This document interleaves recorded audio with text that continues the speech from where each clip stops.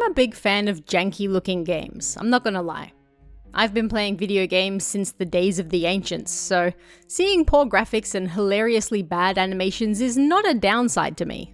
It's something amusing, nostalgic, and honestly, kind of charming. It's great that companies spend millions of dollars to make a game look like I'm basically playing a power fantasy that looks as real as can be, but at the same time, I also love games made by one person on their 10-year-old computer where it's a miracle it's even running. Which brings us to the game I'm looking at this week, Survival Method. I don't remember how I first found this game. It was probably something to do with zombies. But when I saw the graphics and animations and read the description, I knew I had to check it out. Jank me up, baby. As the game itself states, a zombie outbreak occurs in a city in Japan. A resident of that town, Nao Fumizuki, finds herself in the middle of this outbreak. Hordes of zombies, lunatic townspeople, a lack of resources, and the collapse of society. How will Nao survive this zombie-infested nightmare? I mean, sounds like real life, but sure, I'll give it a go in the virtual world too. Why not? I bought this game several years ago, and then kind of forgot I had it, but I found it again when going through my many unplayed games and decided to finally check it out. It was in early access when I bought it, and it's still in early access now. You really should keep that in mind before playing.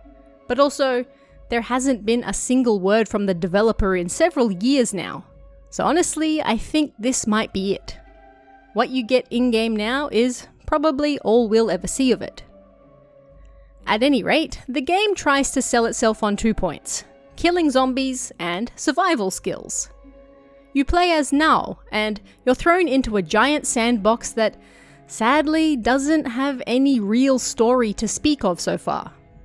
I went digging to see if I was just missing something, but no, it seems there really isn't a story yet. Several years back, the developer mentioned that they were looking at implementing one, but that they hadn't yet. And with them not being seen for several years now, I dare say no story is coming. What we do initially get is Nao and her younger sister at home when suddenly all hell breaks loose. There are zombies outside and they've taken over the town. Nao needs to find her sister, so she heads to the nearby school, and on the way, she comes across various zombies and what appears to be a weird cult who has for some reason kidnapped her sister. And that's it. That's the extent of the story. After that, you're pretty much left to your own devices, because no story was ever developed after that. This game is, at this point in time, just a sandbox. There's no real goal other than survive and find your own fun. I'm someone who needs a purpose in a game, otherwise it's hard to find fun out of it. With no story, I'm left to flounder around a pretty sparse map, where the only thing I can do is shoot zombies and animals and play an incredibly bare-bones Sims simulator. I played this game for a few hours to really test things out. I ran around the map, which was surprisingly much larger than I first thought, which is nice, but the downside is that this large map is incredibly sparsely populated. I do love the visuals, in their charming, janky way, and how Japanese everything looks. But it's just so empty. You can run for minutes at a time without really coming across much, and a lot of the assets only load in once you're close to them, including enemies. There are a few trophies for finding things around the map, however, like new towns or mansions and whatnot, so they obviously do want you to explore a bit. But it all looks pretty samey after a while. Samey and empty. When it comes to dealing with the zombies, well, they're really not all that difficult. You can literally run right past them, and they don't react quickly enough to your presence to even attempt an attack. If you're bored, you can run circles around them for a while and take no damage whatsoever. But of course, the game also wants you to take damage so that Nao loses her clothes.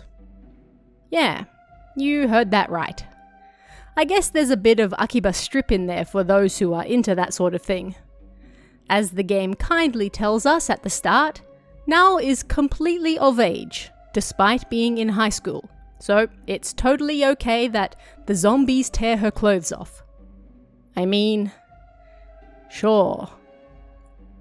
At any rate, with nothing to do, you're left with simply killing zombies and building a little survival fort with some traps if you want to get real fancy. This is fairly simplistic. Grab a stone, fashion a stone axe if you can, then smash trees for wood. But it was also one of the more frustrating experiences in the game. Once you've done all that, you still have to go into a separate menu, choose what you want to make, manually cancel that menu once you're done, go into a different menu, manually select the item you just made in the other menu, then go back to the regular screen and find a spot where the game will finally decide that, yes, you can place it here.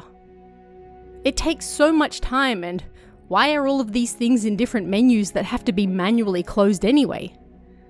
Not a streamlined experience, and not very fun. And again, there's no real goal to any of this. The game has achievements for surviving a certain number of days, so that's about it. If you want the achievements, you've got to hang around for quite some time in a rather empty world with nothing much to do, other than manage Nao's hunger, thirst, etc. And that's not terribly hard to do. You can find food and drinks everywhere. It's not hard to fashion a bed, and you can ignore pretty much all enemies. But without a storyline to progress the game, that's just terribly, terribly boring. Being an early access game, and I'm assuming it was made by one, maybe two people at best, it's also full of bugs. Some game-breaking, some just amusing. While I was playing around with the building part, the game bugged out and thought I was simultaneously in building mode but also regular game mode, and I couldn't do either until I turned the game off and opened it again. You can also easily get out of bounds in several areas and find yourself in spots you shouldn't be in. The only way out is to die, or turn the game off, hoping it'll respawn you back in a safe spot.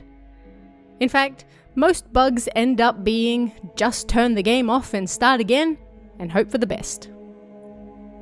At the end of the day, I feel like this game had some great ideas, but just wasn't really able to implement any of them. I'm a big fan of crafting, and the idea of doing that in a Japanese town overrun with zombies sounds absolutely perfect. That's the type of game I could spend hours in daily. But there's barely enough content here to do that for 30 minutes overall. And if you're still on the fence about whether a game like this is worth nearly $15 of your hard-earned cash, well, just look at the other reviews on Steam. Despite my love of janky games, it's hard to recommend this one simply because there's just nothing to do. The game is so empty you'll struggle to find more than an hour of content, and for the price, that's a bit much. Although, you could spend a while trying to find all the different ways you can die, like I did. I mean, that's content, I guess. But what did you guys think of this one? Do you have any recommendations for games similar to this one? Let me know in the comments below, and I'll see you again next time.